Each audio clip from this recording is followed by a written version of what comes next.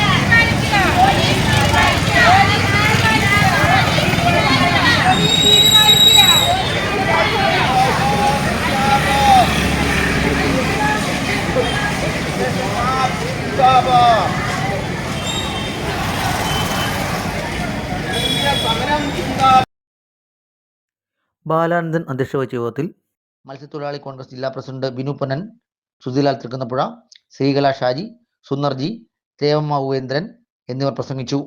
സിന്ധു ശശി, സുമി ലേജു, ഷാമിലി, തമ്പി കോട്ടയ്ക്കൽ, ഇക്ബാൽ കുടിലിൽ, സാബിർ, കുഞ്ഞുമോൻ, ശോഭന പണിക്കർ, റീത്ത, മോഹൻദാസ്, വിനീഷ് എന്നിവർ നേതൃത്വം നൽകി. 9 ന്യൂസ് ഹരിപ്പാട്.